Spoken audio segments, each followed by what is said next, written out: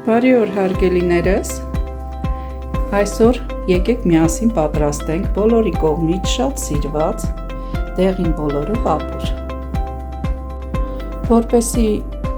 ոչ ցանկալի երևույթներ չառաջանան աղիներում բոլոր ուտելիս, ես նախապես բոլորը մի քանի անգամ թրջում եմ, ջուրը մի քանի անգամ փոխում եմ և հետագայում արդեն երբ որ դնում եմ եփվելուց հետո կրկին իրան մի հատ լվանում եմ, երբեք իրա ջրով ես չեմ եփում, թեպետ ասում են իրա ջրով եփվածը շատ համեղ է լինում, բայց դա նպաստում է խուսափել ոչ ցանկալի երևույթներից աղիներում և նման կերպով ես վարվում եմ լոբու հետ, սիսեռի հետ, սպիտակ ձավար, հաճար, նման հատիկավորների հետ և խորհուրդ կտամ դուք էլ նման ձևով ձեր ապուրները պատրաստեք։ Իմ բոլոր ճաշերը ես պատրաստում եմ մաքուր զելանդական կարագով և այս կարագի մեջ ես սոխառած կանեմ սոխը, կարտոֆիլը, գազարը, հետագայում որպես համեմունք դափնու տերևը կավելացնեմ, կարմիր պղպեղ, տնական անուշահամ տոմատից պատրաստած լեչո, կանաչեղենից սամիթը կվերցնեմ, կավելացնեմ միսը,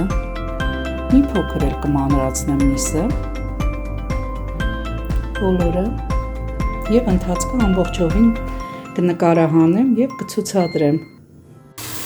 Հարգելիներս, եթե ուզում եք սոխը ճաշի մեջ ատամի տակ չընկնի, չզգացվի, մի թեթև տապակելուց հետո դուք անպայման գազը անջատեք, մի 5 րոպեի չափ թողեք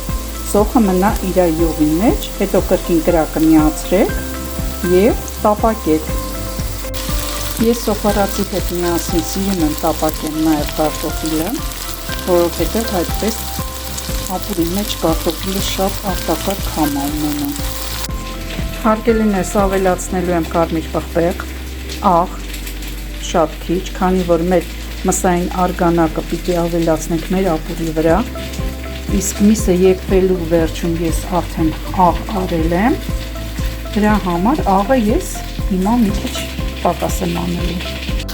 Կարմիր պղպեղը ավելացնելուց հետո արտակարգին ստացավ և հիմա մենք ավելացնելու ենք մեր լեչոն։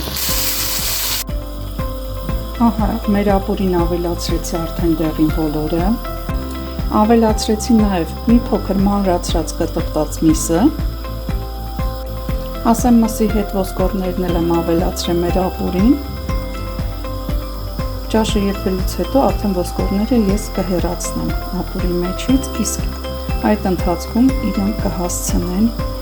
իրենց համը յուղայնությունը փոխանցեն մեր անուշ ապուրին։ Եվ այսպիսով սամիթը կտրատեցի և այժմ իրանք ավելացնեմ մեր ապուրի մեջ։ Ասեմ, որ ես շատ եմ սիրում, երբ որ ապուրների մեջ թարմ կանաչի է լինում, որը շատ յուրահատուկ համ և բույր է փոխանցում ցանկացած ապուրի։ Չեք պատկերացնի ինչ անուշ բույր է տարածվել ամբողջ խոհանոցումս, այսպես ցույց տամ։ Մեր համեղ տնական ապուրը շուտով արդեն պատրաստ կլինի։